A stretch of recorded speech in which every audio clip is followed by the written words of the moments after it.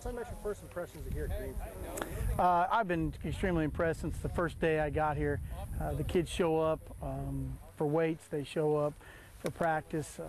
I don't think I've had one kid absent all summer long, a couple kids on vacation, but other than that, it's been great. They work extremely hard, great work ethic, good families.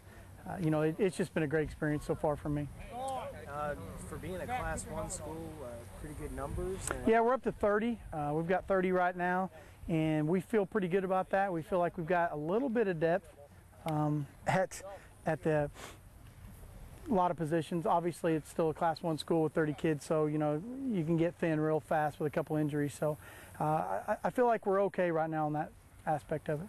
How is your coaching style different than what these guys have been used to in the past? I think it's very similar. Defensively, we're running kind of a lot of the same stuff. The defense that I've run for 20 years is based out of a 4-4, but we adjust to teams. I mean, if we see a spread team, we're not going to send a 4-4 all night. And that's what Coach LaSalle's done here in the past. Offensively, probably a little bit different. We're more of an option team than he's been in the past. I like to run power, I like to run option. Throw some play action in there, try to pass enough to keep them honest, but I do like to run the football, so it hasn't been that big of a change for the kids, honestly.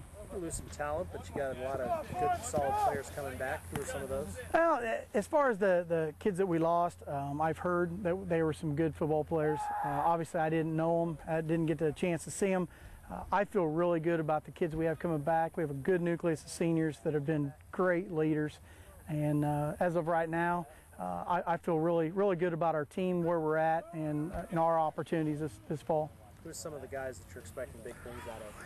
Well, I mean, you hate to single kids out, but there's a few kids that since day one of weights have really come to work and gotten after it. Tyler Ball will be one of our running backs and linebackers, and he's an extremely hard worker and has a lot of talent.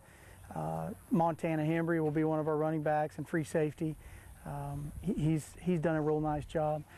Dakota Fenton, our quarterback, hadn't played quarterback since Pee Wee ball, and I've asked a lot of him in the last couple of months, and he's done a great job, getting to the point where he's at now. So right now, all I can really say is my seniors have done a tremendous job. Battle tested right off the bat, the big rivalry. Yeah, that wasn't exactly one of my favorite things when I looked at the schedule, but it's going to be a good measuring stick for us. We all know Miller's got a good football team. Coach Baldwin does a great job, and they're expected to do good things this year. And we're kind of hoping maybe we can show people that maybe we're capable of doing some good things too. So, how does conditioning fit into the season for you? Well, we condition all year.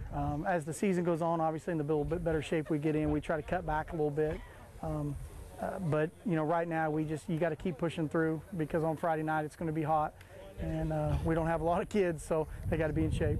Is there anything particular weakness that you're concerned about? Well, just basically one of the biggest weaknesses would be just learning a new system, adapting to a new coach, learning a new offense, learning a new defense, finding 4 linemen. We had 1 returning lineman, Ryan Cooper, is a really good offensive lineman. We've had to find 4 new ones. So that's kind of been a challenge, and how they step up Friday night is going to be interesting as well.